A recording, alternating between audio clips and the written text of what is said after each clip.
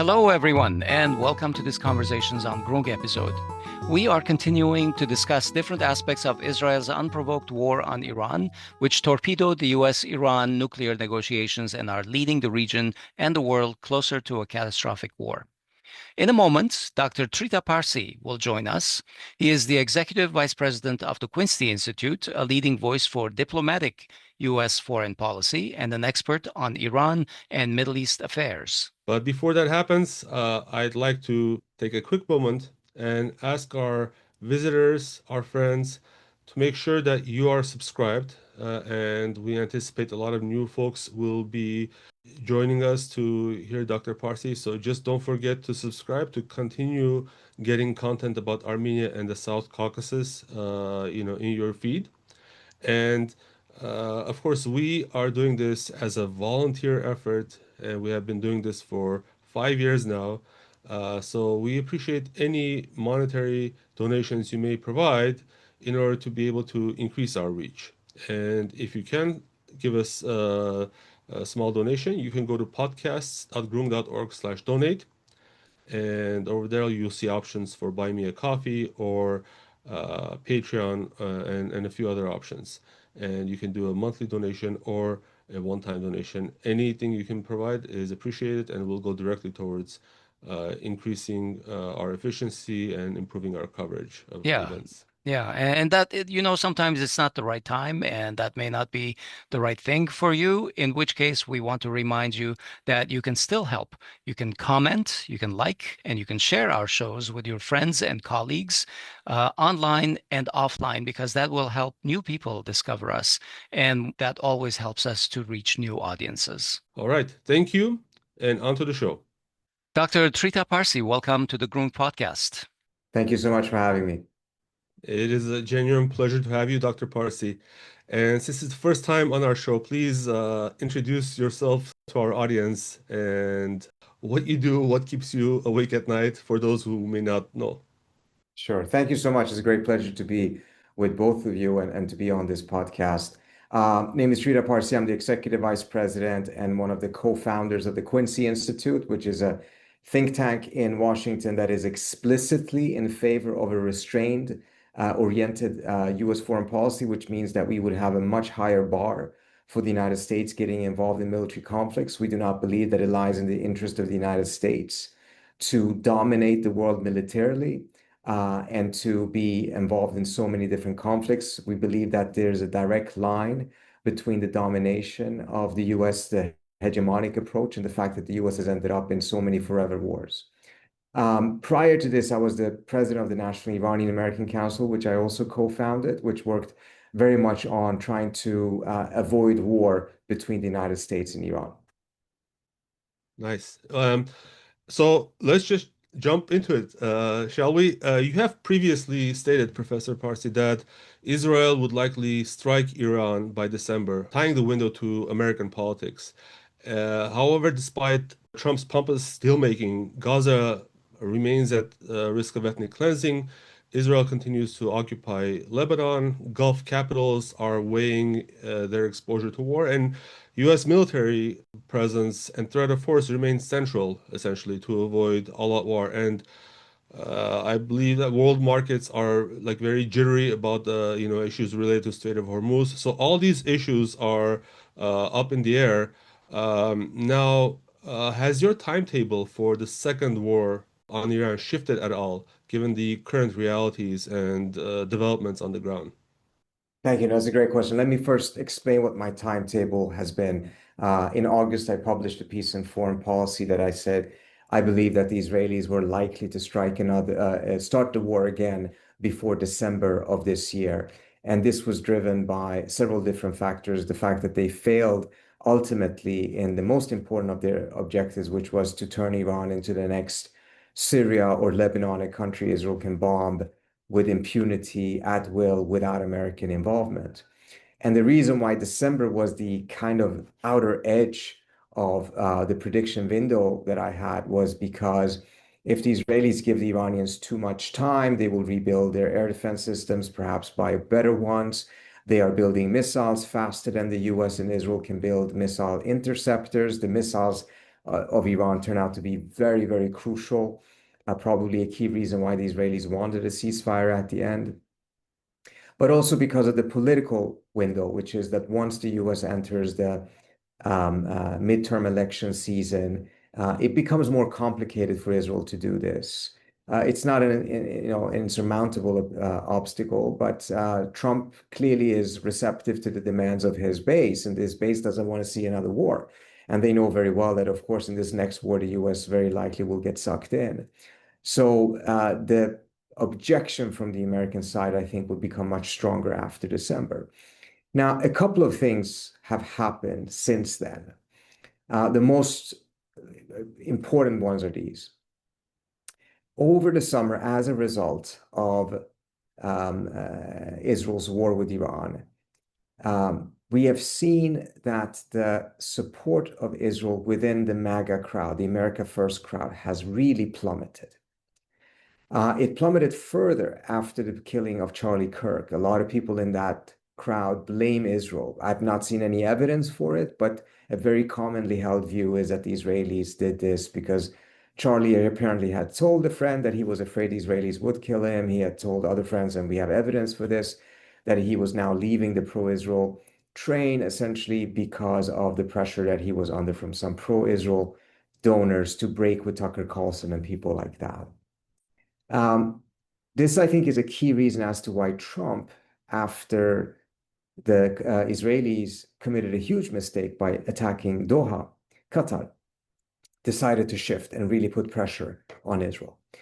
It's because he realized that Israel was starting to become a political problem for him. He had told one of his pro-Israel donors that my people is starting to hate you.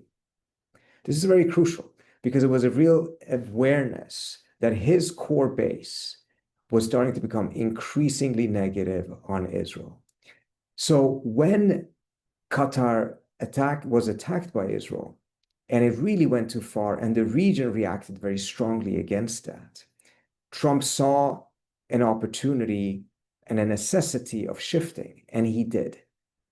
And he came up with this out of the blue, this new idea of a Gaza peace plan. There's plenty of flaws with it, but one crucial thing happened. For the first time, he really started exerting real pressure on Israel. You just had J.D. Vance say that, I think it was yesterday, at the Turning Point USA event, in which he was asked by a student, why is the U.S. giving so much money to Israel? And he said that it's precisely because Trump is not controlled by pro-Israel elements, that he has been able to use leverage, and this is why we actually got a ceasefire, because we used that leverage, implicitly saying that other presidents were controlled by the pro-Israel crowd. So this is very crucial. This changes the picture. It doesn't mean that it changes the fundamentals of Israel's interest. Its interest is to establish what essentially is military hegemony in the region, get rid of or weaken all countries in the region that can pose a challenge to Israel's maneuverability. Turkey is one of those countries, if it manages to first establish it over Iran. So that interest is still there because the Israelis don't believe that you can just balance these different countries. They believe that they're all out there to get Israel, and as a result, you need to be able to completely dominate them militarily. So that interest remains, but the opportunity and the window may have changed dramatically because of this turn against Israel within the American pro-MAGA, America First crowd, the manner in which the rest of the region, under the leadership of Qatar and other countries, have really united against Israel and put pressure on Trump to put pressure on Israel. So this changes things. Now, I've spoken to Israelis who believe that precisely because of this reason, Israel is more likely to strike before the end of December. That precisely by striking Iran and dragging the US into that war, it can once again change the dynamics in the region away from the way that it has shifted as a result of their mistake by striking Qatar. And that Netanyahu's own personal interest is even stronger now. If he doesn't have a war with Gaza, he needs another war to stay out of jail. And just keep on bombing Lebanon is not sufficient. He needs something bigger. So you have people, former Israeli officials, who are of the view that the risk may have actually increased. If you're sitting in Washington, as I am, you definitely have a sense that the risk has decreased because there's a lot of satisfaction of seeing that Trump's pressure on Israel work, which of course it would. Of course, if the US finally decided to put pressure on Israel, of course it would work. The only reason why we don't have much data points proving this is because it almost never happens that the US puts pressure on Israel. Dr. Parsi, is the need for war on the part of Israel a domestic need? Is it, for example, Netanyahu's domestic problems, or what is driving that need for constant engagement? Yeah, so there's many different things. So under normal circumstances, you would not have a situation in which a president or a prime minister of Israel would need a war to simply stay out of jail. But that is the specific circumstances that exist now. And that obviously reinforces the broader need in a very significant way. But the fundamental need that is there is not a need for a war. It is essentially the Israeli military doctrine. Most states define a threat as being a combination of capability times intention. So if a country has the military capability and is hostile, then you see them as a threat. The Israelis assume that the intent of hostility, the intent to destroy Israel, is constant. It's always there in every country in the region, more or less. So you cannot count on them not having bad intent. You have to always assume that they have bad intent, which then leaves you only focused on whether they have the capability. So it's setting aside intent, focus entirely as to whether they have capability or if the combination of certain states have that. This is incidentally part of the reason why it is legislated in the United States that we have to help ensure Israel's what is called strategic qualitative edge. The US never sells weapons to other countries in the region that are at the same technological and advanced level as it sells it to the Israelis. The Israelis always get the absolute best. Everyone else gets 1 or 2 or 3 steps below. This is part of US law. It is as a measure to help Israel sustain that qualitative strategic edge. And as a result, if you're sitting in Israel 30 years ago, 40 years ago, 50 years ago, when Iran, the region was in some ways larger because Iran didn't have the technology to hit Israel. So Israel could not even see Iran as a threat. And back then, of course, they were close allies, partnering against Arab states.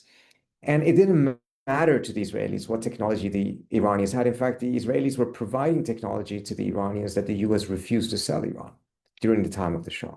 But that was fine because the distance were greater. Now you have a scenario in which the region has become much smaller because of the advancement of technology. The Iranians have missiles that can reach Israel in 12 minutes, which then means that Israel needs to dominate Iran for its own survival strategy, a survival strategy that I find to be completely self-defeating. No country can sustain this type of a policy indefinitely. This is the policy of empire, essentially. Right, right. But this is the key reason. So this is why also when Assad falls in Syria, what is the first thing the Israelis did? They went in and they bombed everything they could, every military installment, everything they could find, because it didn't matter to them who replaces Assad. What matters to them is, does the next Syrian government have the capability of challenging Israel's domination? Does the next Syrian government have the capability to have a deterrence against Israel? This is the fundamental issue. So even when Netanyahu is out of office, then the next prime minister may be clean as snow, no illegal activities, you would still have this problem. And even once Trump is out of office, you will still have this problem. Even if the regime in Iran changes, you will still have this problem. It may be manifested differently. But this is not as simple as to think, oh, as long as the mullahs of Iran are gone, Iran and Israel are going to become friends again. That's a complete misread of the geopolitical situation in the region, a belief that, whatever geopolitical situation in the region was back in the 1970s when the Iranians and the Israelis were close, that is some sort of the natural permanent state of the region. It is not. Professor Parsi, you frame Israel's or at least you had framed Israel's push for a second round as quote unquote unfinished business from June. And we know that from those times, Netanyahu tested ways to pull Washington in more fully. Israel tried to degrade Iran's command nodes and create freedom, as you say, to strike Iran at will. Um, and you argue that those efforts fell short, and we saw Tehran replace key commanders within days or in a day, and showed that it could punch through any air defenses that Israel had. But so according to your thesis, what remains unaccomplished, specifically that Israel would need to accomplish, let's say in the first 48 hours of a potential second war that could happen? Well, the key thing for the Israelis is that despite the fact that Iran's network of organizations from Hezbollah to Hashd in Iraq and others, um, despite that being more or less not destroyed, but significantly weakened, despite the fact that the nuclear program, at least the civilian aspects of it, were bombed, whether they have a non-civilian aspect or not, we don't know. It seems to me that they certainly didn't have it before. Whether they have it now is a different story because we don't have any inspections to know. But nevertheless, it did show that the missiles were a very, very effective deterrent against Israel. The Israelis, I mean, we have to keep one thing in mind. We do not yet know the full extent of the damage that the missiles did because Israel's military censorship does not allow for that to be reported. And this is what part of the problem with the Western media covering this story. The Israelis allow them to show if a missile had hit something that appeared and may have been a civilian target. But they never allowed the media to film any military targets. And then the media ends up saying all of the Iranian missiles hit civilian targets. Yeah, that's because that's the only thing you're allowed to see. And you know that you're being censored. If you're operating in Israel as a Western media, you know completely that the military censorship is very, very clear and very vast and completely explicit. Yet you don't tell that to the audience. Instead, you only report what you're allowed to see and say that this is the full picture. This is beyond journalistic malpractice. But my point is that we don't know the degree to the damage that it did because the censorship doesn't allow it. We do know, however, they were running out of the interceptors. We do know, however, that the interception rate became higher and higher as the war went forward, both because of the fact that the Iranians had successfully taken out big parts of the air defense systems, but also because they apparently became more and more efficient on how to penetrate the air defense systems without destroying them, so that they found the gaps in them. This then has shown that Iran's ability to actually deter Israel and its ability to challenge Israel's domination is actually more effective using the missiles than using a latent nuclear program or even some of the different groups such as Hezbollah, etc. So if you're sitting in Israel right now, you cannot possibly be happy. You can, yes, go out and say that this was a success. The nuclear program took huge hits. A lot of the Iranian officials were killed. But, you know, you scratch the surface. I do not believe for a second that the Israelis are particularly content. At best, they will say, well, look, this is just the first phase. You cannot expect to have complete success after just one phase. Even smaller states that Israel has managed to subjugate took time. And I think that's a fair position for them to take. But to go out and say that it was a complete success and as a result, there's no need for them any longer to view Iran as a challenge, I find that completely unconvincing. Professor, since June, Iran appears to be adjusting its playbook a little bit. It seems like they are getting ready for a possible second phase, but the picture is not really clear. There are reports of drills that stress quick, massive fire responses, tighter links with Hezbollah, Iraqi groups, Houthis. These steps suggest that they have learned certain lessons, but we're not sure. Are these steps real readiness steps, or how much of it is signaling? No, I do think that they strongly believe that the Israelis are going to attack again. They have said so publicly. The Israelis have said so publicly that they will attack. And it would be complete malpractice for the Iranians not to prepare themselves. Now, Is their preparation adequate or not? That's a different story. There's a lot of question marks. The Israelis had a tremendous benefit because it turned out that they had a massive Mossad presence inside the country. A lot of the attacks were actually taking place from inside Iranian territory.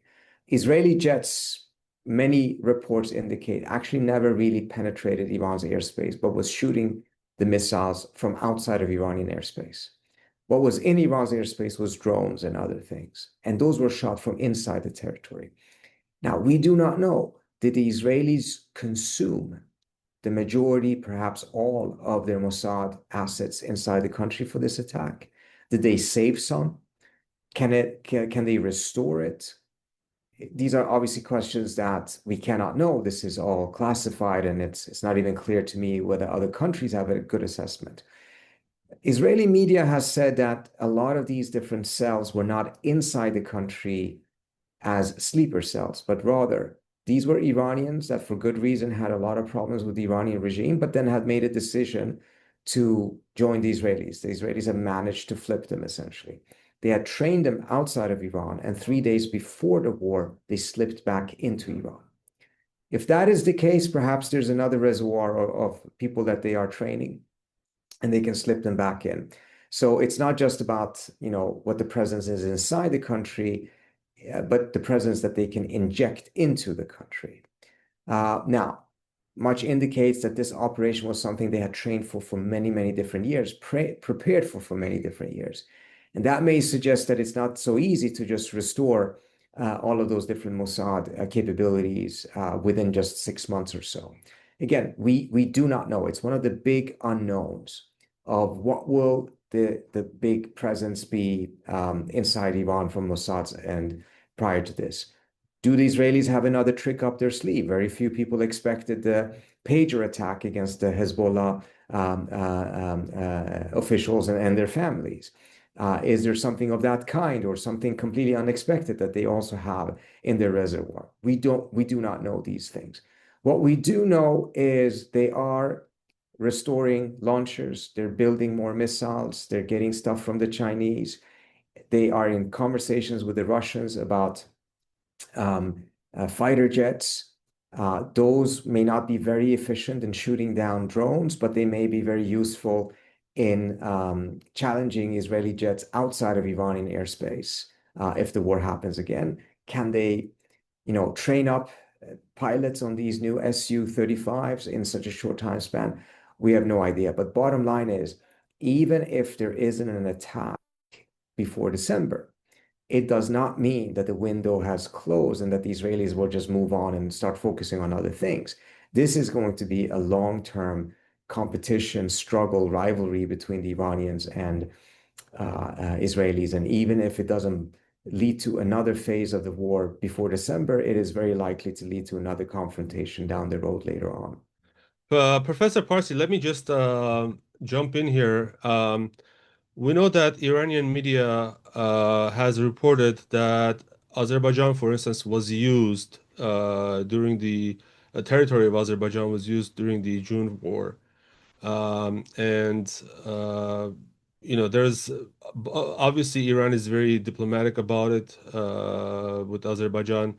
But how likely do you see, if that is true, how likely do you see a repeat of that tactic or process if a new war starts, especially with all the changes that are going on? There's this new trip corridor that we won't have time to cover today, but it seems like the geopolitical sort of processes are continuing, and the U.S. is more involved in the region than before. So, what are your thoughts about this conflict if it does begin to become hot?